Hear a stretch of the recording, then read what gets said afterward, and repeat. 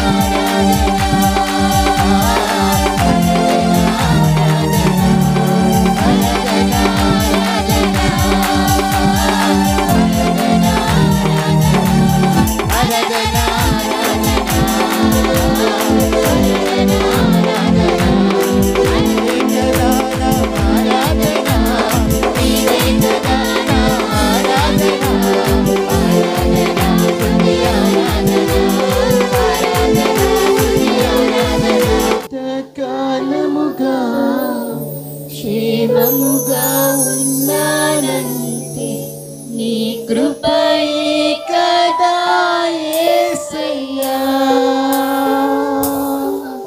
నా బలము కాదయ్యా, నా శక్తి కాదు చేతులపైకి నీ చల్లని చూపే నా యేసయ్యా ప్రతి ఒక్క రెండు చేతులపైకి హృదయపూర్వక నా బలము కాదయ్యా నా శక్తి కాదయ్యా నీ చల్లని చూపే నా యేసయ్యా నీకే ఆరాధన స్తుతి ఆరాధన స్తుతి ఆరాధన చేసేదా నీకే ఆరాధన స్తుతి ఆరాధన స్తుతి ఆరాధన చేసేదా బలము కాదయ్యా నా శక్తి కాదయ్యా నీ చల్లని చూపే నా యేసయ్యా స్వరం తెచ్చి పాడదాం నా బలము కాదయ్యా నా శక్తి కాదయ్యా నీ చల్లని చూపే నా యేసయ్యా నీకే ఆరాధన స్తుతి ఆరాధన స్తుతి ఆరాధన చేసేదా నీకే ఆరాధన స్తుతి ఆరాధన స్తుతి ఆరాధన చేసేదా ఈ స్తుతి ఆరాధన, ఈ యెహోవా ఫలము, ఈ స్తుతి పాత్ర మా ప్రభువును మా ప్రియుడు రక్షకుడు గొప్ప దేవుడు క్రీస్తు యేసు వారి పేరట సమర్పించి ఆరాధిస్తున్నాము. మా ప్రియమైన పరలోకపు తండ్రి, మా దేవా యెహోవా, పరిశుద్ధాత్మ దేవా, ఆమేన్.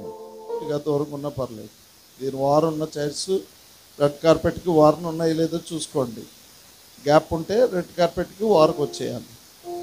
ఇలా కూర్చున్న వాళ్ళు కూడా రెడ్ కార్పెట్ వారనే కూర్చోవాలి. ఒకళ్ళ వెనకాల ఒకళ్ళు వచ్చేలా కూర్చోవాలి. ఈ ఫస్ట్ లైను చక్కగా లైన్గా ఇలా వెళ్ళాలి. మధ్యలో వాళ్ళు కొద్ది దూరము, ఎక్కువ దూరం వెళ్ళారా. మరి మన మధ్యలో బాబు గారు ఉన్నారు. దేవుని మాటలు ఈ నెలాఖరున స్తుతి కూడిక సందర్భముగా మనతో దేవుని మాటలు పంచుకుంటారు. Lord, I bless this offering, multiply it and give it back to them. In Jesus' name I pray. Amen.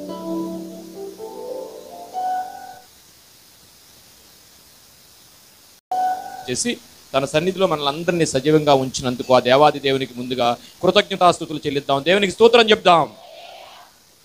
అలాగే అల్పుడనైన నన్ను ఆ దేవుడు ఇలాగా మా కుటుంబ సభ్యులైన మీ అందరి ముందు నిలవడానికి అవకాశం ఇచ్చిన ఆ దేవాది దేవునికి, అలాగే కృష్ణప్రాయ గారి కుటుంబానికి నా హృదయపూర్వక వందనాలు తెలియజేసుకుంటూ కొన్ని మాటలు దేవుడు మనకు రాయించి ఇచ్చిన పరిశుద్ధ గ్రంథం నుంచి కొన్ని మాటలు ధ్యానించడానికి నేను ఆశపడుతున్నాను.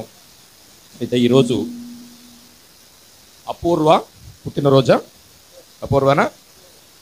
అపూర్వ పుట్టినరోజు శుభవార్త, అంతే కదా?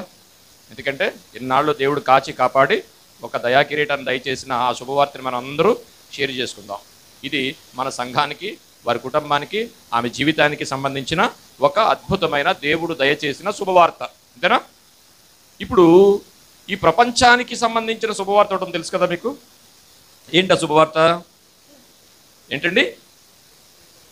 ఈ సందర్భంలో అపూర్వ పుట్టినరోజు శుభవార్త సందర్భంగా దేవుడు తనను కాచి కాపాడి చక్కగా దేవుడు ఆయన సన్నిధిలో ఉంచినందుకు ఆ శుభవార్త విషయంలో దేవాది దేవునికి కృతజ్ఞతాస్తుతులు చెల్లిస్తూ ఆ దేవాది దేవుడు ఈ భూమి మీద మనకిచ్చిన శుభవార్త గురించి నేను కొన్ని జన్మదినం గురించి మాట్లాడాలనుకుంటున్నాను. అపూర్వ జన్మదిన సందర్భంగా మరో జన్మదినం గురించి కూడా నేను మాట్లాడాలనుకుంటున్నాను. తొందరగా వెళదాం, వాక్యం చదువుకుందాం. లూకా సువార్త 2వ అధ్యాయం. ఆ శుభవార్త విషయంలో దేవాది దేవునికి కృతజ్ఞతాస్తుతులు చెల్లిస్తూ ఆ దేవాది దేవుడు ఈ భూమి మీద మనకిచ్చిన శుభవార్త గురించి నేను కొన్ని జన్మదినం గురించి మాట్లాడాలనుకుంటున్నాను. అపూర్వ జన్మదిన సందర్భంగా మరో జన్మదినం గురించి కూడా నేను మాట్లాడాలనుకుంటున్నాను. తొందరగా వెళదాం, వాక్యం చదువుకుందాం. లూకా సువార్త 2వ అధ్యాయము. లూకా సువార్త 2వ అధ్యాయము 8వ వచనం. ఆ దేశంలో కొందరు గొర్రెల కాపరులు పొలములో ఉండి రాత్రి వేళ తమ మందను కాచుకొనుచుండగా, మళ్ళీ చెప్తున్నాను, మందను కాచుకుంటున్నారా మంటలు వేసుకుంటున్నారా? మందను కాచుకొని చాలా మంది మంటలు వేసుకున్నారు అనుకుంటున్నారు, అలాగ అలవాటు పడిపోయాం. మందలను కాచుకొనుచుండగా ప్రభువు దూత వారి యొద్దకు వచ్చి నిలిచెను.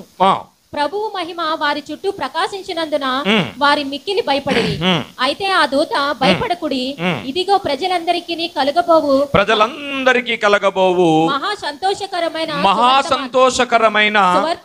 సువర్తమానము నేను మీకు తెలియజేయుచున్నాను. చాలండి. ఈరోజు దేవుని యొక్క కొన్ని మాటలను ఆయన వినికిడిలో మనం వినడానికి మీరందరూ హృదయపూర్వకంగా కొంతసేపు మీ హృదయాలను చక్కగా దేవుని వైపు తిప్పుకుని ఆలోచిద్దాం. ఒక అద్భుతమైన విషయాన్ని మనం చూసాం. ఎవరట వీళ్ళు? ఆ దేశములో కొందరు గొర్రెల కాపరులు అండి. వీళ్ళు చాలా 1వ శతాబ్దంలో యేసుప్రభు వారు ఉన్న కాలంలో రోమా ప్రభుత్వానికి చాలా చులకనగా చూసే ఒక గుంపు ప్రియులారా గొర్రెల కాపరులు అనగానే. చదువుకున్న వాక్యాన్ని బట్టి చిన్న ప్రార్థన చేసుకుందాం. మహోన్నతుడును మహాపరిశుద్ధుడు అయిన మా పరలోకపు తండ్రి, ఈ రాత్రికాల సమయంలో ఇదిగోనైనా ఈ బిడ్డకు మీరు ఇచ్చిన ఈ దయ కిరీటాన్ని బట్టి అపూర్వ పుట్టినరోజు సందర్భంగా నాయన మీ సన్నిధిలో కొన్ని మాటలను, తద్వారా ఒకడు పానము చేసినను భోజనము చేసినను నీకు మహిమకరంగా ఉండాలి అనే వాక్యాన్ని మీరు మాకు ఇచ్చి ఉన్నారు కనుక నాయన ఇదిగో అపూర్వ పుట్టినరోజు సందర్భంగా నిన్ను మహిమపరిచే కొన్ని మాటలను వినడానికి మీరు ఇచ్చిన అవకాశానికే కృతజ్ఞతాస్తుతులు చెల్లిస్తూ ఈ చిన్న ప్రార్థన యేసువారి ప్రశస్తమైన మాటల్లో మిక్కిలి వినయంతో బ్రతిమలాడి వేడుకొనుచున్నాము తండ్రి, ఆమేన్. ప్రియ సంగమా, ఎంత చక్కటి విషయం అంటే అండి ఇది. ఈరోజు ఈ వాక్యాన్ని బట్టి దేవుడు మన ముందు ఇచ్చిన వాక్య సందేశం అంశం ఏంటంటే, గొర్రెల కాపరులకు ఎందుకు ముందుగా సువార్త చెప్పాలనుకున్నాడు దేవుడు. నా పాయింట్ అర్థమైందా? ఈ శుభవార్త వినడానికి వేల సంవత్సరాల గురించి ఎదురు చూస్తున్న అనేక మంది ప్రవక్తలు బైబిల్లో ఉన్నారు. ఈ బైబిల్ అంతటిని రాసిన ప్రవక్తలు 42 మంది 39 గ్రంథాలను పాత నిబంధన వరకు యేసుప్రభు వారు పుట్టే వరకు రాయాల్సి వచ్చింది, రాశారు. రాసిన ప్రతి వాళ్ళు కూడా ఏ ఆత్మ గురించి అయితే ప్రవశించారో ఆ ఆత్మను చూడాలని చాలా ఆశపడ్డారట. ఆయన ఎవరో ఒక ఆయన క్రీస్తు అనే ఆత్మ ఒకటి వస్తుందట.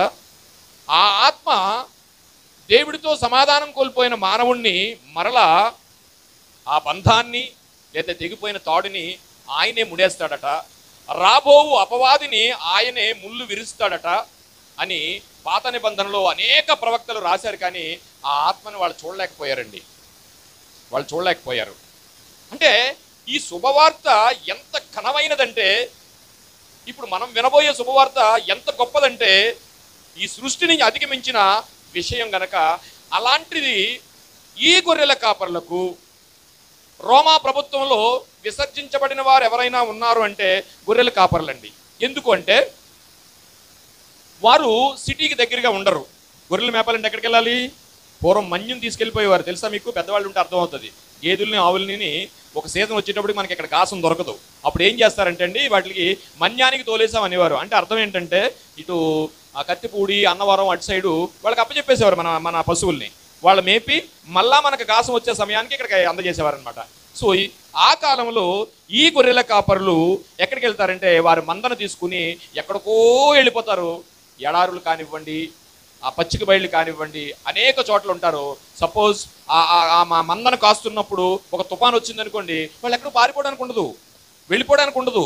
ఎందుకంటే వాళ్ళ బాధ అక్కడే ఉండాలి. ఏవైనా సరే ఆ గొర్రెల చుట్టూనే కాసుకుని ఉండాలి. వాళ్ళు ఆ మందను కాసుకుని వెళ్ళిపోయారు అనుకోండి, ఎన్నాళ్ళకో మళ్ళా ఆ కుటుంబాన్ని కలుసుకోవడానికి, పిల్లల్ని కలుసుకోవడానికి వస్తారు. సాధారణంగా ఆ కాపర్లు ఫ్యామిలీస్తోనే ఉండడానికి ట్రై చేస్తారు. ఇది 1వ శతాబ్దంలో రోమా ప్రభుత్వంలో యేసు ప్రభు వారికి ముందు జరిగిన చరిత్ర. ఇలా జరుగుతూ ఉన్నప్పుడు యేసు ప్రభు వారు పుట్టడం ఎంత గొప్పదో ముందు మనకు తెలిస్తే అసలు వీళ్ళకెందుకు చెప్పాడయ్యా ఈ విషయం అనేది మనకు అర్థమవుతుంది. ఒక పెద్ద విషయాన్ని పట్టుకొచ్చి ఒక చిన్న మనిషికి చెప్పేశారనుకోండి, ఏంటి మాకు చెప్పకుండా ఆయనకి ఎలా తెలిసిపోయింది అంటాం. కానీ ఆ విషయం ఏంటో మనకు ముందు అర్థమైతే అసలు ఎందుకు చెప్పాడు వీళ్ళకి అనేది అర్థమవుతుంది మనకి. ఇది ఎప్పటిదంట ఇది? యేసుప్రభు వారి ఆత్మ భూమి మీద రావడానికి, ఆయన పుట్టడానికి యేసుప్రభు వారు ముఖ్యంగా ఒక మాట అందరికీ మనసులో ఉండాలి. యేసుప్రభు వారు ఈ భూమి మీద పుట్టినవాడా వచ్చినవాడా? చెప్పండి. యేసుప్రభు వారు ఈ లోకంలో పుట్టినవాడు కాదు, రావాలి కనుక పుట్టాల్సి వచ్చింది. పాయింట్ అర్థమైందండి? ఈ లోకానికి ఆయన రావాలి కనుక, ఎందుకు రావాలి అంటే ఇదిగో నీల నాల రక్త మాంసములు కలిగి ఉండాలి, అందుకని ఆయన ఈ లోకానికి రావాల్సి వచ్చింది, పుట్టాల్సి వచ్చింది. రావాలి కనుక ఆయన పుట్టాల్సి వచ్చింది. ఆయన అద్భుతమైన పుట్టుక వెనుక ఎంతో మంది ప్రవక్తలు ఆ ఆత్మను చూడాలని చాలా వాళ్ళు ఎదురు చూశారట. అసలు ఎక్కడ స్టార్ట్ అయింది ఈయన జన్మని అనుకుంటే మనందరికీ తెలిసిన ఒక విషయం ఏంటంటే ఆదికాండము 3వ అధ్యాయము 15వ వచనం. ఆదికాండము 3వ అధ్యాయము 15వ వచనం. ఈరోజు మన అంశం ఏంటంటే గొర్రెల కాపరులకు ముందుగా ఎందుకు శుభవార్త చెప్పాల్సి వచ్చింది? మరియు నీకును స్త్రీకిని నీ సంతానమునకును ఆమె సంతానమునకును వైరము కలగజేస్తును. వైరము అనగా ఒక రగడ. ఏం తెలుసండి? వైరం అనగా తరతరాల నుంచి వైరం వేరు, గొడవలు వేరు, కొట్టుకోవడం వేరు, ఫ్రాక్షనేషన్ వేరు. వైరం అంటే ఎప్పటి నుంచో సాగుతూ ఉంటుంది, గ్యాంగ్ వార్ అలాగా. అది ఇప్పుడు అవ్వదు. నేను చనిపోయే లోపు నిన్ను ఏదో చేస్తాను అంటారు చూడండి, అది రగడంటే. ఆ రగడకి అంతం ఉండదు ఇంక చచ్చే వరకు. ఒక రగడ జరిగిందంటండి. ఏమి రగడ జరిగిందంటే ఇదిగో ఆయన ఏం చేస్తాడట, తల మీద, చదవండి ఒకసారి. అది నిన్ను తల మీద కొట్టును, నీవు దానిని మడిమి మీద కొట్టుదవని చెప్పాను. మడిమి మీద కొట్టెదవు అండి. ఇక్కడ 2 డెత్తులు జరిగాయండి. నీకు జాగ్రత్తగా ఆలోచించే వాక్యంలో తల మీద కొడతాడట, కానీ అది చనిపోయే ముందు మడిమి మీద ఆయన కొట్టేసి చచ్చిపోద్ది. ఎప్పుడైతే పాము కుట్టిందో మనిషి చచ్చిపోతాడు కదా, అలాగా జరుగుతుంది. 2 డెత్తుల గురించి మాట్లాడుతున్నాడు ఇక్కడ. ఆయన చనిపోతాడట. ఆ చనిపోయిన ఆయన గురించి ఎంతమంది ప్రవక్తలు రాశారంటే అనేక మంది ప్రవక్తలు రాశారు. ఈ విషయాన్ని పేతురు గారు రాసిన మొదటి పత్రిక 1వ అధ్యాయము 10వ వచనం ఒకసారి. అంటే ఎంతమంది ఆ ఆత్మ గురించి ఎదురు చేశారో మనకు తెలియాలి. మీకు కలుగు ఆ కృపను గూర్చి పేతురు గారు అంటున్నారు సంఘంతో, లేకపోతే ఆ పట్టణంలో ఉన్న వాళ్ళు అంటున్నారు, ఇదిగో బాప్తిసం తీసుకోమంటే తీసుకోవట్లేదు, దేవుడిని నమ్మంటే నమ్మట్లేదు, ఎవరు యేసుప్రభు అని అడుగుతున్నారు, కానీ మీకు ఏం అర్థం కావట్లేదు. ఆయన ఎవరో తెలుసా? మనకు ఒక కృప ఇచ్చాడు. ఎందుకంటే మనం ఆదిలో ఆదాము గారి ద్వారా ఆయనతో సమాధానం అనే బంధాన్ని తెంచేసుకున్నాం. దేవుడితో మనం సమాధాన పడలేము. ఇప్పుడు మనం ఆయన సమాధానం పడితే కానీ మనం పరలోకి వెళ్ళాం. అలాంటి కృపను ఆయన మనకి ఇచ్చాడు. ఆయన్ని మీరు ఏం చేస్తారంటే నమ్మటలేదు, బాప్తిసం తీసుకోవట్లేదు, బాప్తిసం తీసుకున్న ఆయన్ని నిజంగా మీరు నమ్మటలేదు అని పేతురు గారు ఎవరితో మాట్లాడుతున్నారంటే సంఘంతో మాట్లాడుతున్నారు. ఆ రోజు నా పట్టణంలో మాట్లాడుతున్నారు, ఈ రోజు ఈ ఆలయంలో మనతో మాట్లాడుతున్నారు. ఏం మాట్లాడుతున్నారు చూడండి. మీకు కలుగు ఆ కృపను గూర్చి. ఏమండి మనందరికి కృప వచ్చిందా లేదా? ఎంతమంది బాప్తిసం తీసుకోని వాళ్ళు ఉన్నారు చెప్పండి. ఇక్కడ చేయతండి, సిగ్గుపడవద్దు. ఎంతమంది బాప్తిసం తీసుకున్న వాళ్ళు ఉన్నారు? Right, okay. బాప్తిసం తీసుకున్న వాళ్ళకి అందరికీ ఆయన కృప వచ్చింది. ఇంకా ఆయన కృపలోకి వెళ్ళాలంటే మనం ఏం చేయాలి? ఆయన విశ్వసించి మారు మనసు పొంది బాప్తిసం పొందితే మనం ఆయన కృపలోకి వెళ్తాము. ఆయన కృప ఏంటంటే ఇదిగో లోకం అనుకుంటుంది నువ్వు మరణమే బ్రతుకని, ఈ లోకం మరణం తర్వాత మరో బ్రతుకు లేదని, కానీ కృప ఏం చెప్తుంది తెలిసిన? మరణం తర్వాత మరో బ్రతుకు ఉందని చెప్తుంది. అలాంటి కృపను మనకి ఇచ్చాడయ్యా అని పేతురు గారు వాళ్ళతో మాట్లాడుతూ ఈ ఆయన కృపను బట్టి చదవమా. ప్రవచించిన ప్రవక్తలు ఇదిగో ఒక ఆత్మ వస్తుందని ఎంతో మంది ప్రవక్తలు ప్రవచించారు ఆయన గురించి.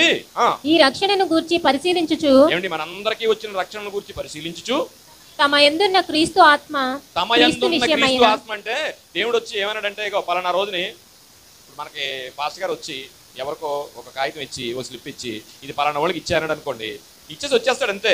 కానీ ఇచ్చిన తర్వాత కొంతమందికి ఏముంటుంది, ఏముంది అందులో, ఏముంది, ఏదో మంచి మూట ఇచ్చారు ఆయన, అందులో ఏముంది దాన్ని చూడాలని ఆశ ఉంటుంది. అలాగేనట ప్రవక్తలకి దేవుడు వచ్చి ఇదిగో రాబో కాలంలో ఆ ముళ్ళుని విరిచేవాడు ఒకటి పుడుతున్నాడు, ఆ ముళ్ళుని విరిచే ఆత్మ ఒకటి వస్తుంది, ఇగో రాయి అని ప్రతి ప్రవక్తకి చెప్తుంటే ఆ ప్రవక్త రాస్తున్నాడు. కానీ ఆ ఆత్మను చూడాలని తాపత్రయపడిపోతున్నారంట ఆ ప్రవక్త రాసిన వాళ్ళు. ఎవరైనా ఈ ముళ్ళు ఇస్తాడా, సమాధానం కలుపుతాడా, మేము ఉంటే బాగున్నప్పుడు వరకు అలా ఎదురు చూస్తూ ఉన్నారటండి. అదే మాట్లాడుతున్నారు పేతురు గారు. మొదటి నుంచి ఒకసారి చదివండి త్వరగా. మీకు కలుగు ఆ కృపను గూర్చి ప్రవచించిన ప్రవక్తలు ఈ రక్షణను గూర్చి పరిశీలించుచు తమ యందున్న క్రీస్తు ఆత్మ తమ రాసిన క్రీస్తు ఆత్మ తమ పలికిన దేవుడు చెప్పగా రాసిన పలికిన ఆత్మ గురించి క్రీస్తు విషయమైన శ్రమలను గూర్చి క్రీస్తు విషయమైన శ్రమలో ఎంత శ్రమలు పడతాడో కూడా రాయించాడు దేవుడు. వాళ్ళు చెప్తున్నారు వాటి తరువాత కలగబోవు మహిమలను గూర్చి ఆయన కలగబోవు మహిమను గురించి కూడా చెప్పేశాడట. ముందుగా సాక్ష్యం ఇచ్చుచున్నప్పుడు ఎవరైతే ప్రవక్తలు రాస్తున్నారో ఆయన గురించి ఆ ఆత్మ ఏ కాలమున బట్టి రాస్తున్న ప్రవక్తలు అంటున్నారంట ఇదిగో ఆ ఆత్మ ఏ కాలమున ఎట్టి కాలమున వచ్చును అని వారు ఏం చేశారట, దానిని విచారించి పరిశోధిస్తూ చాలా ఆతృతగా ఉన్నారు. ఆ ఆత్మ వచ్చే వరకు మేము ఉంటే బాగున్నాం. ఇగో దేవుడు రాయించిన ఆత్మ అద్భుతమైన ఆత్మ, అదేంటిది ఇలాగుంటదా, కన్యక గర్భవతి కుమారుడు పుడతాడా, ఆ ఆత్మ ఇలా చేస్తుందా అని ఆ ఆత్మ గురించి రాసిన ప్రవక్తలందరూ ఎదురు చూస్తున్నట్టుగా పేతురు గారు చెప్పారు. మీకు బాప్తిసం వచ్చేసింది, కృప వచ్చేసిందని మీరు దీన్ని చిన్నగా చూడకండి. ఇది ఏంటనుకుంటున్నారు? ఎంతో మంది ప్రవక్తలు చూశారు కానీ వాళ్ళందరూ ఎవరో చూడలేకపోయారు. మన కాలంలో యేసుప్రభు ఉన్నారు, నమ్మండి మీరని ఆ రోజు పేతురు గారు సంఘానికి చెప్తున్నాడు, అక్కడ ఉన్న ప్రజలకు చెప్తున్నాడు, ఈ రోజు మనకు కూడా చెప్తున్నాడు.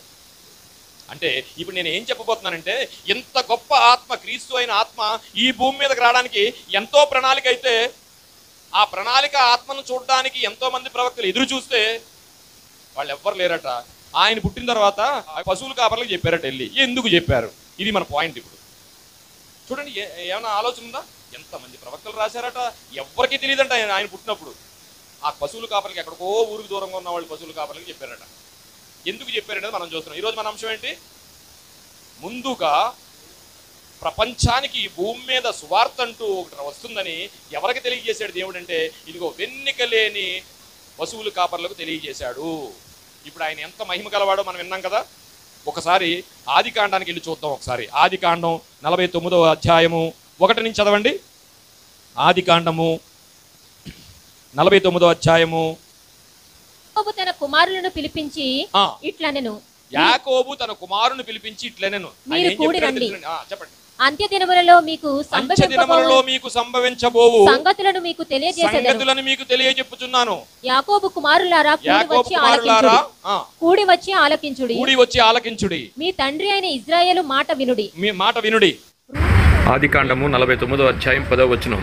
సిలోహు వచ్చు వరకు, సిలోహు అనగా సమాధానకర్త, అప్పుడు కూడా యాకోబు గారు తన కుమారులను పిలిపించి రాబో ఆత్మ గురించి ఆయన చెప్పినట్లుగా మనకు కనిపిస్తుంది. ప్రియులారా, ఇక్కడ చాలమ్మా ఏం చెప్తున్నాడంటే, ఆఖరగా యాకోబు గారు కూడా 49వ అధ్యాయం వచ్చేటప్పటికి ఆయన ప్రభువులో నిద్రించే లేదా పితరుల వద్దకు జారాల్సిన అవసరం వచ్చేటప్పటికి ఇదిగో రాబో ఆత్మ గురించి నేను చెప్తున్నానని ఆయన కూడా ఆయన పిల్లలకి చెప్పడం జరిగింది. ఆ ఆత్మని నేను కూడా చూడలేకపోయానని నిరుత్సాహంగా ఆయన పితరుల్లో కలిసిపోయాడండి. ఎవరు? యాకోబు గారు. ఎవరు అసలు ఈ ఆత్మ? అది కాండం 3:15 చదువుకున్న ఏంటి, దేవుడు అప్పుడే యేసుప్రభు వారికి ఏం చేశారు? ఆది కాండంలోనే ఆయన ఎలాంటి వాడో, ఎందుకు వస్తాడో, ఆయన ఎందుకు ఆయన పెట్టాడో మొత్తం సమస్తాన్ని ఆ అధ్యాయంలో ఆ మాటలో మనకు కనిపిస్తుంది. అలా వస్తూ ఇంకా కూడా రండి, యోబు గారి కాలం వచ్చేటప్పుడు కూడా యోబు గారు కూడా ఆత్మ గురించి ఎదురు చూశారట. ఆ ఆత్మ ఎలాంటిదో ఆయనకి తెలిసిపోయిందంట. ఎవరయ్యా ఆత్మ అంటే ఒకసారి యోబు గ్రంథం చూద్దాం. యోబు గ్రంథము 19వ అధ్యాయము 25-26 చదువుకుందాం అండి. యోబు గ్రంథము 19వ అధ్యాయము. అయితే నా విమోచకుడు, ఈయన కూడా తెలిసిపోయిందంట ఆ విమోచకుడు ఎవరో. ఆయన విట్నెస్ ఇస్తున్నాడు చూడండి. అయితే నా విమోచకుడు సజీవుడనియు. ఆ విమోచకుడిని, ఆ ఆత్మని చూడడానికి యోబు గారు కూడా ఆ ఆత్మను చూడడానికి ఎదురు చూసి అయ్యా నా టైం అయిపోయింది, ఇంక నేను ఉండలేను అని ఆయన ఆఖరిగా మాట్లాడుతున్న మాట ఏంటంటే, చదవండి. సజీవుడనియు తరువాత ఆయన భూమి మీద నిలిచిననియు నేను ఎరుగుదును. ఇలాగు నా చర్మము చీకిపోయిన తరువాత శరీరముతో నేను దేవుని చూచెదను. అంటే ముందే చెప్పేశాడండి యేసు ప్రభు వారు రాకముందే ఆయన ఆత్మ వస్తుందని, ఆయన అందరికీ రక్షణ ఇస్తాడని. అయినా సరే నేను చనిపోతున్నాను కానీ ఇదిగో ఈ శరీరంతో నేను ఆయన్ని చూస్తాను. అంటే మనందరం ఏం చేస్తామండి? క్రీస్తులో ఉంటే మనం ఏం చేస్తాం? ఈ శరీరంతో, అంటే రక్తమాంసాలు ఉండవు కానీ మహిమ శరీరం ఉంటుంది. మనం ఏం చేస్తాం? అందరం ఆయన్ని చూస్తాం. అలాంటి విషయాన్ని యోబు గారు కూడా నిస్సాయుడయి ఆయన పితరుల్లో కలవడం జరిగింది. ఇప్పుడు ఇంతకీ ఎవరయ్యా ఈయనంటే, చాలా సార్లు చదువుకున్న ఒక విషయాన్ని మనం చదువుకున్నాం. ఏం చెప్తారంటే, ఇప్పుడు ఇది మత్తయి సువార్తలో ఏముంటుందండి? మరియా గారి దగ్గరకు వచ్చి ఏమంటారు? మత్తయి సువార్త 1వ అధ్యాయము. ఇంకెవరు చెప్పారంటే పాత నిబంధన నుంచి కొత్త నిబంధన వరకు ప్రవక్తలందరూ చెప్పుకుంటూ వచ్చి ఆఖరిగా ఆ దేవదూత ఎవరితో చెప్తుందో ఒకసారి వినండి. ఆ పుట్టబోయే ఆత్మ గురించి. మత్తయి సువార్త 1వ అధ్యాయం 22 వచనం. కన్యక గర్భవతి కన్యక గర్భవతి అయి కుమారుని కనును ఆయనకు ఇమ్మానుయేలని పేరు పెట్టుదురు అని ప్రభు తన ప్రవక్తల ద్వారా పలికిన మాట నెరవేరునట్లు ఇదంతయు జరిగెను. ఎక్కడికి వచ్చాం మనవుడు? కొత్త నిబంధనలో యేసు ప్రభు వారు ఇంకా పుట్టలేదు. పుట్టే సమయానికి మనం వచ్చాం. ఇప్పుడు పుట్టే సమయానికి వచ్చాం. ఆఖరిగా ఇక పుట్టబోయే శిశువు గురించి యేసేపుతోని తల్లితోని దూత చెప్పడం జరుగుతుంది. ప్రవక్తలందరూ చెప్పారు. ఆఖరి మన కాలం వచ్చేటప్పటికి యేసు ప్రభు వారు పుట్టడం జరిగింది. ఆ శుభవార్త అందరికీ వదిలేసి, ప్రవక్తలకు వదిలేసి, రాజులకు వదిలేసి, పెద్దవాళ్ళందరికీ వదిలేసి ఎందుకు ఆ రోజు వెళ్ళి ఆ పశువుల కాపలకి చెప్పారనే విషయం గురించి మనం ఆలోచిస్తున్నాం. అది ఏంటో మనం ఇంకా అది ఎంత గొప్ప ఆత్మో, ఎంత గొప్ప శుభవార్తో మళ్ళా ఇంకొక వాక్యంలో మనం చూద్దాం. ఏమండి? యెషయా గ్రంథము 7వ అధ్యాయము 11వ వచనం.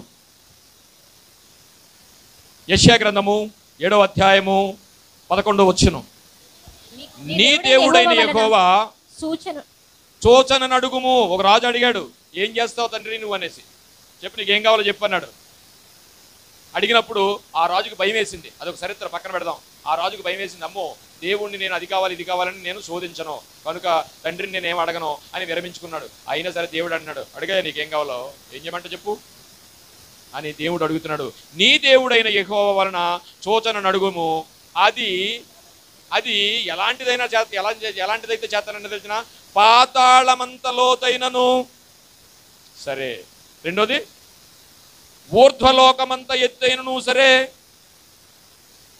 ఆహాజు నేను అడుగు యెహోవా శోధింపనని చెప్పగా వదిలేగా దేవుడే నువ్వు శోధింపక్కర్లేదు, నేను చెప్తున్నాను చూడు ఎలాంటి కార్యక్రమం చేస్తానో, ఎలాంటి అద్భుతమైన చేస్తానో చూడు, నీకు ఎలాంటి సూచక క్రియ చూపిస్తానో చూడు.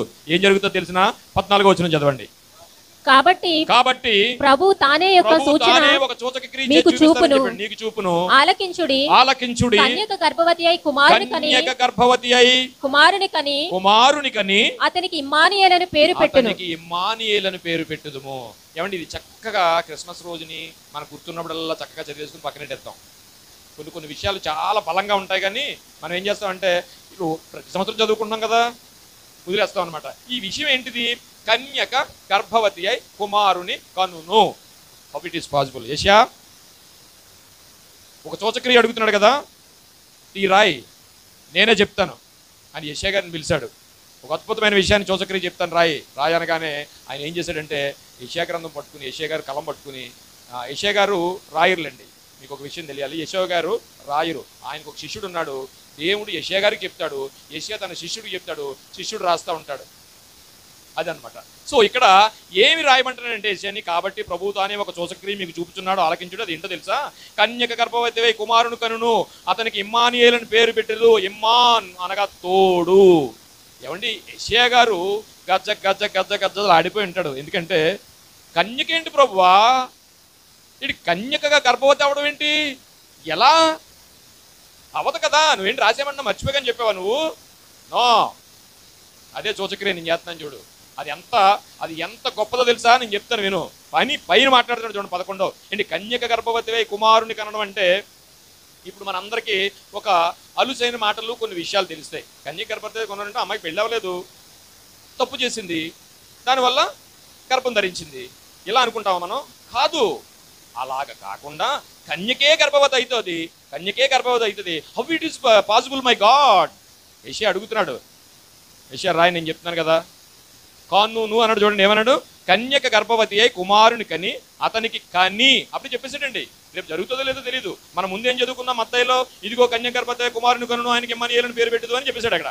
ఇది ఎప్పటిది? ఇది సుమారు క్రీస్తు వారు పుట్టేటప్పటికి 700 సంవత్సరాల క్రితం యెషయా గారు రాసిన మాట. ఈ కన్యక గర్భవతి అయి కుమారుని కంఠం అనే విషయం ఎంత గొప్పదో 11వ వచనంలో మనం ఒకసారి ధ్యానిద్దాం ప్రియులారా. దేవుడు యెహోవాను సూచక్రియను అడుగుము, అది పాతాళమంత లోతైనను. అంటే పాతాళం లోతండి, పాతాళం లోత? జాగ్రత్తగా ఆలోచించండి పొరపెట్టి. పాతాళం అంత లోతు లేదా? ఊర్ధ్వలోకం అనగా, ఊర్ధ్వలోకం అంటే ఏంటంటే పరలోకం. అంటే ఈ కన్యక గర్భవతి అయి కుమారునికి అనే విషయం ఎంతదటండి, ఎంత గొప్పదట. అది పాతాళమంత లోతైనను ఊర్ధ్వలోకమంత ఎత్తైనను సరే. ఇక్కడ మన చిన్న విషయం ఆలోచన, అసలు పాతాళ లోకం ఏంటి, దాని లోతు ఏంటి, ఊర్ధ్వలోకం ఏంటి, అది ఎక్కడ ఉంది, దాని అర్థం ఏంటి అంటే పాతాళ లోకం అనగా, ఇప్పుడు మనకి ఒక చిన్న విషయం ఆలోచిద్దాం. మనకు అకార్డింగ్ బైబిల్ ఎన్ని లోకాలు ఉన్నాయి? 3 లోకాలు ఉన్నాయి. ఒకటి మొదటి ఆకాశం అనగా పరలోకం, 2 భూలోకం రెండవ ఆకాశం, 3వ ఆకాశం పాతాళము. ఈ 3 ఉన్నాయి మనకి. ఈయన ఏమంటున్నాడంటే, ఇక నేను చేసే శోషక్రియ ఏంటనుకుంటున్నావు అంటే, ఇప్పుడు చెప్పే విచిత్రాలు అవిని ఇండియాలో 8 వింతలు, ప్రపంచంలో 14 వింతల గురించి కాదు నేను మాట్లాడేది. ఈ సృష్టికి ఇంకోటి చెప్పనండి, ఇండియాలోనే వింతలన్నీ కలిపి నీ వేలిముద్రకు చాలు. తెలుసండి, ఈ వింత ఉంది కదా, ఏలుముద్ర వింత ఉంది కదా, ఇండియాలో ఈ ప్రపంచంలో ఈ వింతలన్నీ తీసి తగ్గిట్లు ఎత్తే నీ ఏలుముద్ర ఎత్తే చాలు తూగిపోతాయి. అంటే ఇది అంత విచిత్రమైంది. ఈ వింత కంటే ప్రపంచంలో ఇంకొక వింత ఏం లేదు. నీ ఆకారానికంటే వింత ఇంకొకటి లేదు. ఈయనేం మాట్లాడుతున్నాడంటే, కన్యక గర్భవతి కుమారునికి అనే విషయం ఎంతట పాతాళ లోకమంతా లోతైనదంట. పాతాళ లోకం లోతైందో లేదో చూద్దాం ఒకసారి. పాతాళం అనగా మనిషి మరణించిన వారందరూ ఎక్కడికి వెళ్తారండి చెప్పండి, నోరిప్పాలి. మరణించిన వారందరూ ఎక్కడికి వెళ్తారు? మనకు ఒక వాక్యం ఉంది కదా, మొన్నైనది ఎన్నుకొటి వలె మన్నైపోవును, ఆత్మ తన దయచేసిన ఎక్కడికి వెళ్ళిపోద్ది అంటే పాపం చేసిన వెళ్ళిపోద్దా? ఎవరికైనా వెళ్ళిపోద్దా? క్రీస్తుని నమ్మినవాళ్ళు, నమ్మనవాళ్ళు, జైన్లు, క్రిస్టియన్స్, ముస్లిమ్స్ ఎవరిదైనా వెళ్ళిపోద్దా? ఎవరిదైనా వెళ్ళిపోద్దట. ఆయన రాసేటంటే అదే. మళ్ళీ చెప్తున్నాను, మరణించిన తర్వాత ఏం జరుగుతుందండి? మొన్నైనది ఎన్నికటి వల్లే మొన్నైపోవును, ఆత్మ తన దయచేసిన దేవుని వద్దకు చేరిపోను. అంటే చేరిపోను అంటే దేవుడి దగ్గరికి వెళ్దండి, పాతాళంలోకి వెళ్తుందండి. చాలా మంది సరదాగా మాట్లాడుకుంటారు, ఇటు పాతాళానికి పోతాడని. పాతాళం అనగా నరకం అనుకున్నారు, నరకం కాదు, గుర్తుంచుకోండి. ఓకే, పాతాళం అనగా పరలోకం ఉంది, భూలోకం ఉంది, పాతాళలోకం ఉంది. కానీ ఈ పాతాళలోకంలో మరలా 3 ప్లేసులు ఉన్నాయి. పాతాళలోకంలో ఎన్ని ఉన్నాయండి? 3 ప్లేసులు. ఏంటయ్యా ప్లేసులు అంటే, ఇదిగో మరణించిన ప్రతివాడు పాతాళలోకానికి వెళ్తాడు. క్రీస్తుని నమ్ముకున్నా నమ్ముకోకపోయినా ఎవరైనా పాతాళలోకానికి వెళ్ళిపోతారు. పాతాళలోకానికి వెళ్ళిపోయిన తర్వాత అక్కడే వాడు పాపం చేసిన వాడైతే, మన ఫ్రెండ్ ఉన్నాడు కదా, ఎవరు లోకాసు వార్తలో ధనవంతుడు వాళ్ళు ఉన్నారు కదా, అక్కడికి వెళ్ళిపోతాడు. అదేంటి? వేదన పొందు స్థలము. పైన పరలోకం ఉంది, కింద భూలోకం ఉంది, కింద పాతాళ లోకం ఉంది. ఈ పాతాళ లోకంలో మళ్ళా 3 ప్లేసులు ఉన్నాయి. ఆ 3 ప్లేసుల్లోకి పాతాళ లోకానికి మనిషి ఆత్మ వెళ్ళిపోద్ది. అంటే అది దేవుడు ఆధీనం గనక. అంటే చనిపోయిన వారు ప్రతి వాళ్ళు దేవుడి దగ్గరికి వెళ్ళిపోయారంటే అది కాదు, దేవుని ఆధ్వర్యంలో. ఇప్పుడు ఎక్కడున్నావు నువ్వంటే, పాస్ గారు చెప్తారు, వెనుగుతురు వచ్చా నేను చూసుకుంటాను అంటాడు. వెనుగుతురు వచ్చా నేను చూసుకుంటాను అన్నారు అనుకోండి, ఇప్పుడు ఎక్కడ ఉన్నట్టు? ఆయన ఆధ్వర్యంలో. ఆయన వచ్చినంటే నువ్వు ఎక్కడ ఉన్నావు అంటే, లూదియమ్మ గారి ఇంటి దగ్గర ఉంటే నేను చూసుకుంటాను అన్నారు అనుకోండి, నాకు ఆవిడ ఒకటి పేరే తెలుసు, అందుకని చెప్తున్నాను అనమాట. మిగతా వాళ్ళ పేర్లు తెలియదు నాకు. నేను చూసుకుంటాను ఎవరన్నా వస్తే. ఆయన పాస్ గారు ఏం చేశారు, నువ్వు పెనుగుతురు వచ్చాయి లూదియమ్మ గారి ఇంట్లో ఉండన్నాడంటే, ఇప్పుడు ఆ వ్యక్తి ఎవరి ఆధీనంలో ఉన్నట్టు? పాస్ గారు ఆధీనంలో ఉన్నట్టు. ఈ పాయింట్ అర్థమైందా? అలాగే చనిపోయిన ప్రతి ఆత్మ కూడా మన్నైపోద్దట. ఆత్మ తన దయచేసిన దేవుని యొద్దకు వెళ్ళిపోద్ది. అంటే ఎక్కడికి వెళ్ళిపోద్దంటే పాతాళ లోకానికి వెళ్ళిపోద్ది. పాతాళ లోకంలో 3 ప్లేసులు ఉన్నాయి. ఆ 3 ప్లేసులు, ఒకటి వేదన పొందు స్థలము, రెండవది పరదేశు, మూడవది అపవాదికి చేసిన బిలాము, చీకటి గది, అగాధము, అనేక పేర్లు దానికి ఉన్నాయి. ఈ 3 కలిపి పాతాళ లోకంలో ఉంటాయి. 3 బ్యాచ్లు ఉన్నాయి అక్కడ. ఒకటి అపవాది ఉంటాడు, 2 పాపం చేసిన వాడు ఒక నరకానికి వెళ్ళిపోవడానికి రెడీగా ఉంటాడు, పుణ్యం చేసిన వాడు లేకపోతే దేవుడు నమ్మిన వాడు, నీతి మంత్రులు, వీళ్ళందరూ వచ్చిన రాకల్లో పరలోకానికి వెళ్ళిపోవడానికి అది రైల్వే స్టేషన్లో రెస్ట్ రూమ్లు ఆడితే అక్కడే ఉన్నారు. ఇప్పుడు అందరూ కలిపి ఎక్కడికి వెళ్ళాలి, తర్వాత వెళ్తారు. అది పాతాళ లోకం.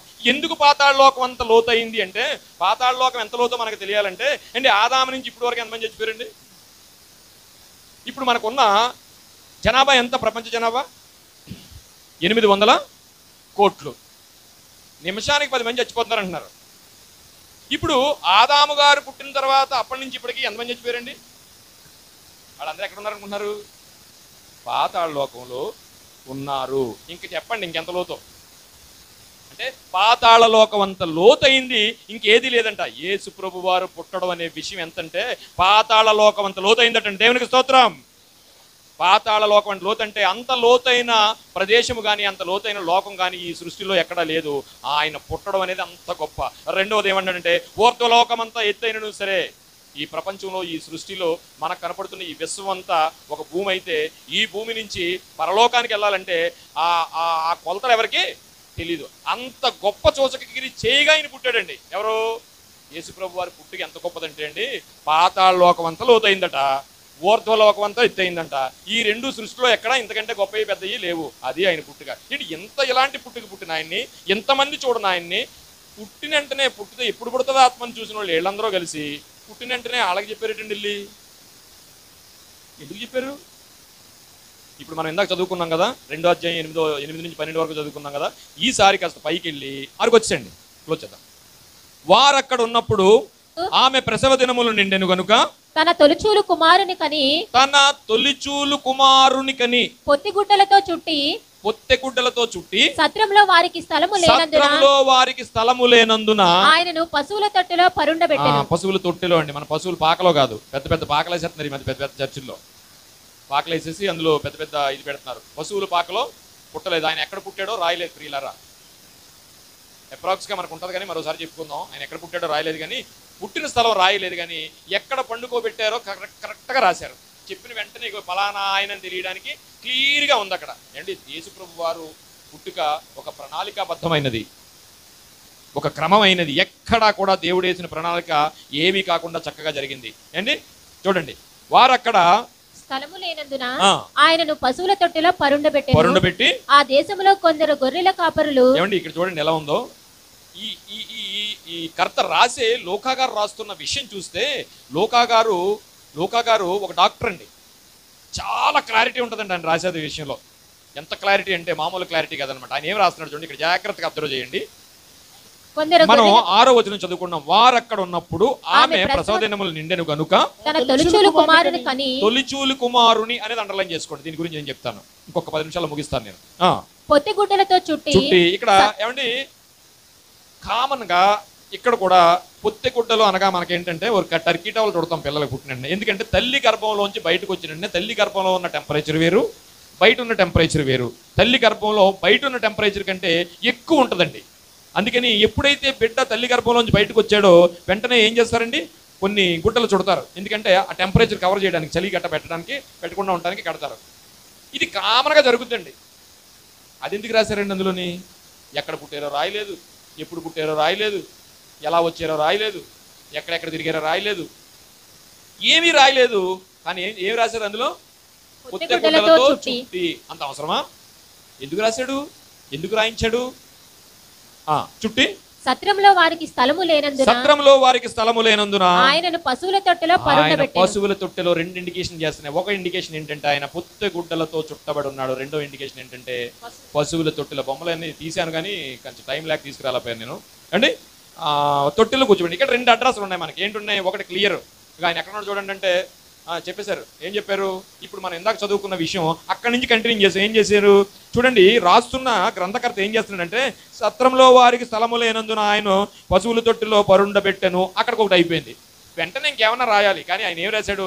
ఎక్కడికి వెళ్ళిపోయి డైరెక్ట్ గా ఆ గ్రంథకర్త ఎక్కడికి వెళ్ళిపోయి డైరెక్ట్ గా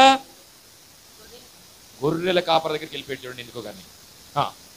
గొర్రెల కాపరులు పొలములో ఉండి రాత్రి వేళ తమ మందను కాచుకొనుచుండగా ప్రభువు దూత వారి యొద్దకు వచ్చి నిలిచెను. ఇది చదువుకున్నాం కనుక ఇంకా ముందుకెళ్ళిపోదాం. 12వ వచనం చదువుమ్మా. దానికి ఇదే మీ కానవాలు చెప్తారండి. ఎందుకంటండి పొత్తిగుడ్డలతో చుట్టాల్సి వచ్చింది? ఎందుకంటండి యాక్చువల్గా అయితే చరిత్రలో ఏం రాసి ఉందంటే, రాతి బాణాలు ఉంటాయండి. బాణాలు అంటే గోళాలు అంటాం, మనకు తెలుసు కదా, సిమెంట్తో తయారు చేస్తాం. ఆ పశువులకి కడుగు పెడతాం కదా, కుడితి పెడతాం కదా, అంటే మనకి గోళాలు అంటారు, నాకు తెలుసు. మరి ఇక్కడ తెలుసో లేదో నాకు తెలియదు కానీ గోళాలు అంటారు వాటర్ పెట్టడానికి. అలాగే పశువులకి పెట్టడానికి వాళ్ళ రాతితో తయారు చేస్తారు. అది అందులో గాసం వేస్తారు, అందులో గడ్డేస్తారు. అందులో మళ్ళీ చదవమ్మా. ఒక శిశువు పొత్తిగుడ్డలతో చుట్టి మీరు చూచెదరని వారితో చెప్పారు. తొట్టిలో పరుండు పెట్టి. ఈ తొట్టి ఏంటో మనకు అర్థమైంది ఇప్పుడు. ఎందుకంటే పశువులకి గడ్డేసే ఒక తొట్టు ఉంటుంది, అది రాతితో చేయిస్తారు, కొన్ని గడల అల్లికతో చేయిస్తారు, అలాంటిది ఉంటుంది. కానీ ఇదేంటి, రాతి మీద ఒక తొట్టిలో పడుకోబెట్టారు. ఇక్కడ 2 అడ్రస్లు మనకి ఇండికేట్ చేస్తున్నాయి. ఇప్పుడు ఆ శిశువును గమనించాలంటే మనకి ఏం ఇండికేట్ చేస్తున్నాయి? వెళితే పశువుల తొట్టిలో ఎవరైనా పడుకోబెట్టారా? ఎందుకు ఇంత రాశాడంటే అండి, ఆ రోజు జనాభా లెక్కలు రాయించడానికి వచ్చారు. యేసుప్రభు లాంటి వాళ్ళు చాలా మంది ఉన్నారు అక్కడ.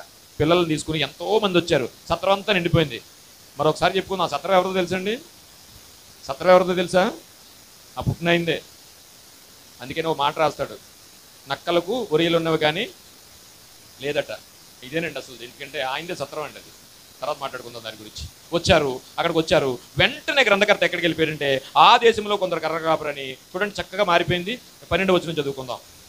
దానికి ఇదే మీ కానవాలు. దానికి ఇదే మీ కానవాలు చెప్తున్నారు. ఏం చెప్తున్నాడు? దానికి ఇదే మీ కానవాలని. ఒక శిశువు పొత్తెగుడ్డలతో ఒక శిశువు పొత్తెగుడ్డలతో చుట్టబడి ఒక తొట్టిలో పండుకొని ఉండుట మీరు చూచెదరని. ఎందుకండి గ్రంథకర్త రాసింది? ఎందుకు రాశాడంటే ఈ రెండు రాయాల్సిన అవసరం లేదండి. ఎవరికి చెప్పాలని ఇది రాశాడంటే, ఇదిగో రాబోవు ఆ గొర్రెల కాపర్లకు తెలియడానికి దేవుడు ముందుగానే పొత్తెగుడ్డలతో చుట్టబడిన శిశువుని ఇండికేషన్ చేశాడు. రెండోది పశువులు తొట్టిలో పడుకోబెట్టడానికి ఒక ఇండికేషన్ ఇచ్చాడు. అదే చెప్తున్నాడు చూడండి ఇక్కడ. వెంటనే పరలోక సైన్య సమూహము ఆ దూతతో కూడా నుండి సర్వోన్నతమైన స్థలములలో దేవునికి మహిమయు ఆయన జరిగింది. ఈ విషయం చెప్పేటప్పటికి దూత వచ్చింది. ఇదిగోనయ్యా మీకు శుభవార్త చెప్తున్నాను ఏంటంటే అని మొదలు పెట్టింది. ఆయనకి ఇష్టలైన మనుషులకు భూమి మీద సమాధానమును కలుగును గాక. ఎందుకు ఇష్టలండి వాళ్ళు? ఇప్పుడు మనం ఎక్కడికి వెళ్ళాలంటే, ఎందుకు ఈ పశువుల కాపర్లకు చెప్పాల్సి వచ్చిందంటే ఒక చిన్న చరిత్ర ఒకటి ఉందండి. పశువులు కాపర్లు అనడానికి విషయం ఏంటంటే, పశువుల కాపర్లో మనకలా కాకుండా 2 రకాల పశువుల కాపర్లు ఉంటారండి యోధా సాంప్రదాయంలో.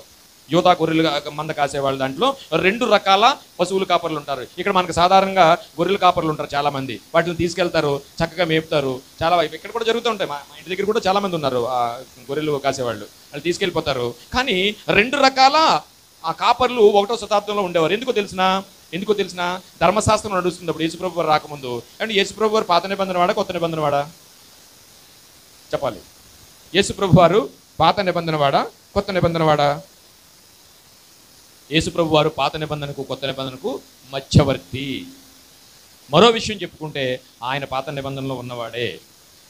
ఇకపోతే ఇక్కడ ఏం చెప్తున్నారంటే, ఎందుకంటే అండి ఆ గొర్రెల కాపర్లు ఆ మందలను తీసుకుని కాయడానికి 2 రకాల కాపర్లు ఉంటారు. ఆ 2 రకాల కాపర్లు ఎవరంటే, గొర్రెలు అటు ఇటు పోకుండా జంతువులు ఎత్తుపోకుండా కాసే కాపర్లు ఒక బ్యాచ్ అయితే వాళ్ళ యూదులే. రెండో బ్యాచ్ ఏంటంటే నిష్ట కలిగిన యూదులు ఏం చేస్తారంటే అండి, గొర్రెలు సాధారణంగా మీకు రాత్రి సమయంలో వేంతాయండి. అవి రాత్రి సమయంలో కనే పరిస్థితి వాటికి ఉంటుంది. ఎప్పుడైతే ఆ గొర్రెలు ఈనేటప్పుడు ఇక్కడ ఏం కావాలి తెలిసిన, తొలిచూలి పశువు వీళ్ళకి కావాలి. ఎందుకు ప్రతి తొలిచూలిది ఏం చేయాలంటండి, ఆలయంలో తీసుకెళ్ళి ప్రతిష్ఠ చేయాలి. ఇప్పుడు మీకు అర్థమయ్యేటట్టు చెప్తాను. ఇక్కడ మనం ఇదివరకు గుడికి వెళ్ళేవాళ్ళని తెలుసు కదా, ఆమగుడి ఈయమ్మగుడి బుళ్ళమ్మల గుడి ఉన్నాయి కదా, ఆ గుడికి వెళ్ళేవాళ్ళం కదా. అందులో నేను ఒకరిని ధర్మకర్తని, మా ఇంటికాడ నోకలమ్మ గుడికి నేను ధర్మకర్తని. అందులో పనిచేసేవాళ్ళు ఏంటి తెలిసిన, ఇక్కడ కోడి నమ్మెత్తాం, 200 కోడి నమ్మెత్తాం, లోనకి వెళ్తారు, దాన్ని ఏమీ చేయరు, ఇచ్చుకుని మళ్ళీ వెనక్కి వచ్చేస్తుంది, మళ్ళీ వెళ్తుంది లోనకి. అది ఇది జరుగుతూ ఉంటుంది ఇక్కడ. ఇది ఏంటంటే మన మొక్కు. ఏం మొక్కు? అమ్మ నీకు కావిడి కోళ్ళు ఎత్తానంటారు తెలుసా? మీకు కావిడి కోళ్ళు అంటే తెలిసిన? కావిడి కోళ్ళు అంటే నేను అనుకున్నాను ఛానల్, నాకు అర్థం కాలేదు. మొత్తం కావిడిలో అటు ఇటు వేసి తీసుకెళ్ళిపోతారని అనుకునేవాడు. ముక్కులు అవి. కావిడి కోళ్ళు అంటే 2 కోళ్ళు తీసుకుని ఒక కర్ర భుజం మీద పెట్టుకుని ఒక కోడిని అటు ఒక కోడిని ఇటు వేస్తారు. అదే కావిడి కోళ్ళు అంటేనే. అదే కావిడి కోళ్ళు అంటేనే. నేను కావిడి కోళ్ళు అంటే మొత్తం చాలా ఎక్కువ తీసుకెళ్ళాలేమో అనుకునేవాడు నేను. అలాగా ఆ కాలంలో కూడా ధర్మశాస్త్ర సాంప్రదాయ ప్రకారంగా యూదుల్లో ఏం చేసేవారంటే, తొలిచూలి పిల్లని తీసుకెళ్ళి దేవునికి సమర్పించుకుని బలిచ్చుకునే ప్రతిష్ఠించుకునే అలవాటు ఎవరికి ఉందండి? యోధా సాంప్రదాయంలో ధర్మశాస్త్ర ప్రకారంగా ఉంది. అయితే ఇప్పుడు ఏం చేయాలి? ఎక్కడికన్నా వెళ్తే బజార్లోకి వెళ్ళి మనం ఏం చేయాలి? ఒక తొలిచూలు గొర్రెపిల్లని ఇవ్వండి, నేను మొక్కుకున్నానని అడుగుతాడు. ఆడు ఏం చేయాలి? అప్పుడు తొలిచూలు గొర్రెపిల్లని ఇవ్వాలి. ఇప్పుడులాగా వాళ్ళు ఏం చేస్తారు తెలిసిన, ఓ 4 గొర్రెపిల్లని తీసుకొని తొలిచూలు పుట్టిందో ఏం పుట్టిందో వాళ్ళకి తెలియదు. ఇదే తొలిచూలని అమ్మేసాడు అనుకోండి, ఆడిపోతాడు అక్కడ.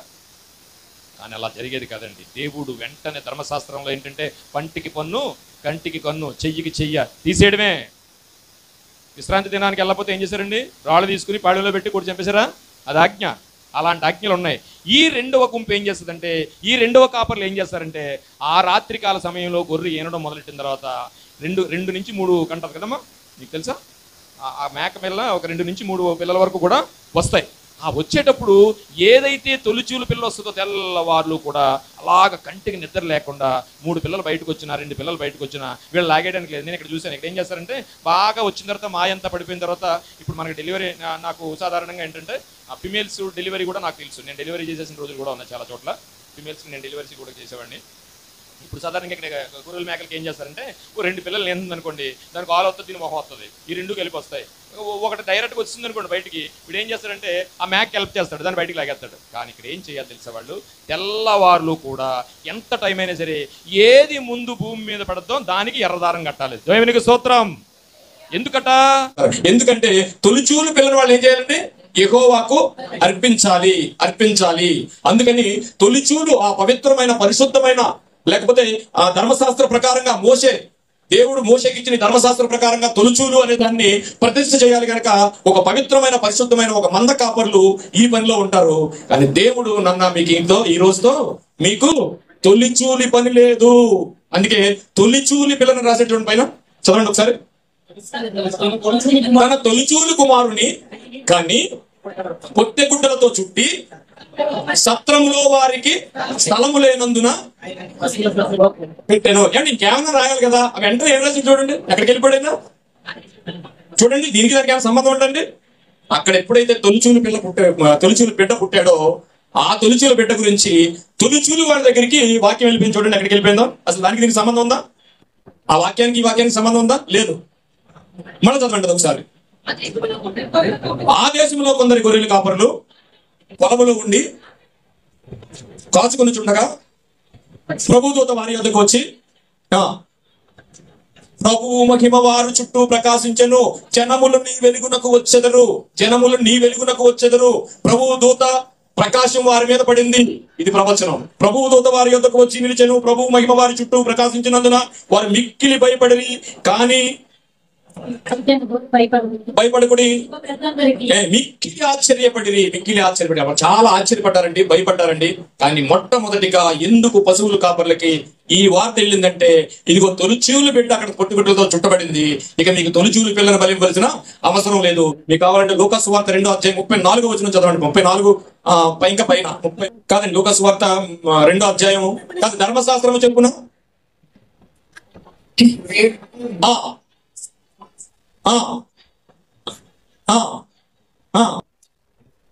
తీసుకువచ్చినప్పుడు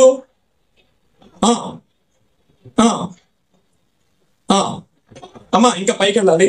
తన ధర్మశాస్త్ర ప్రకారంగా తన తొలిచూలు పిల్లను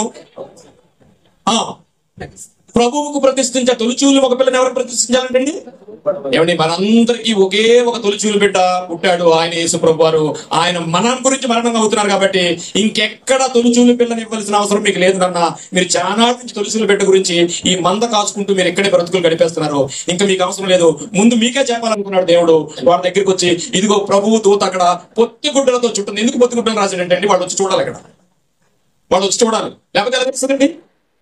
బైబిల్ చాలా పిన్ను అక్షరం. ఓకే, అయిపోయింది.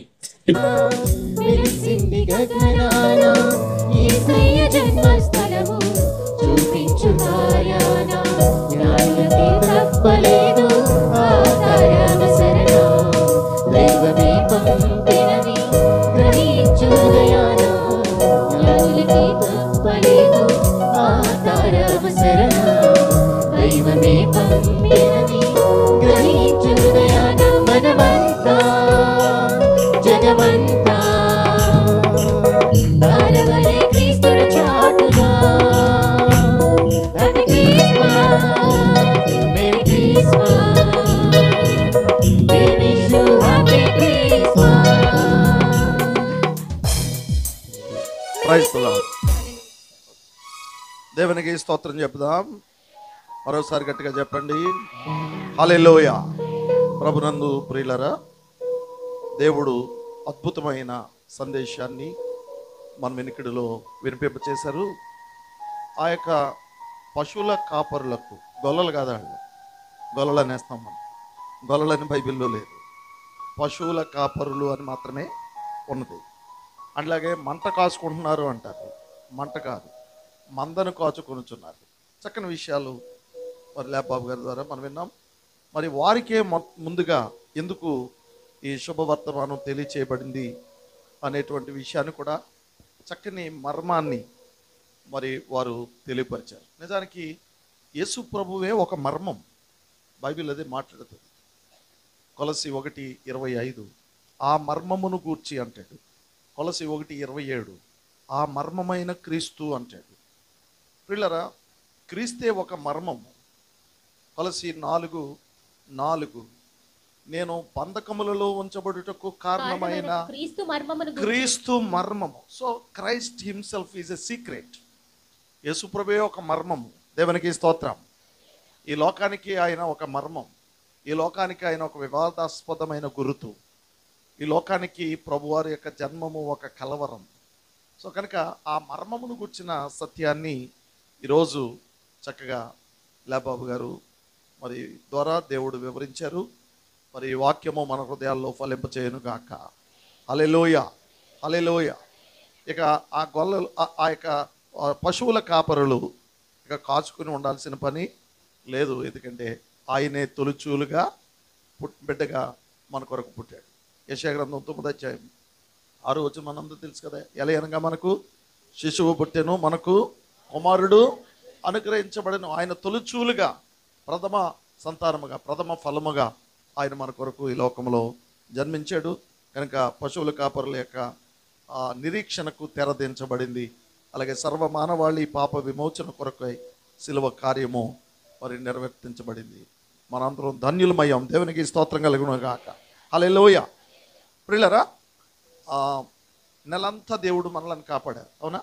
మనకంటే బలవంతులు, జ్ఞానవంతులు చాలామంది మరి కాలగర్భములో కలిసిపోయారు, మరణించారు. కానీ దేవుడు మనలను సజీవులుగా ఉంచాడు. ద్వితీయోపదేశకాండం 4:4 ఆయనను హత్తుకున్న మనము నేటి వరకు సజీవులుగా ఉన్నాం. అపోస్తల కార్యములు 26:22 ఆయన వలన సహాయమును మనము పొంది నేటి వరకు నిలిచి ఉన్నాం. సో మన దేవుడు మనలను నేటి వరకు నిలిచి ఉన్నట్లుగా సహాయం చేశాడు. దేవునికి స్తోత్రం కలుగును గాక. హల్లెలూయా. ప్రభు వల్ల సహాయం పొందే వాళ్ళు ఎవరు కూడా సిగ్గుపడరని యెషయా గ్రంథం 50:7 మనకు సెలవిచ్చింది. సో కనుక ఆయన యందు విశ్వాసం ఉంచిన మనలను దేవుడు సిగ్గుపడనివ్వకుండా మరి నెలాఖరు వరకు కాపాడారు. ఆల్మోస్ట్ సంవత్సరాంతంలో మనం వచ్చాం. మరి కొన్ని గంటల్లో ఆల్మోస్ట్ 2 hours ఇంక లేదు.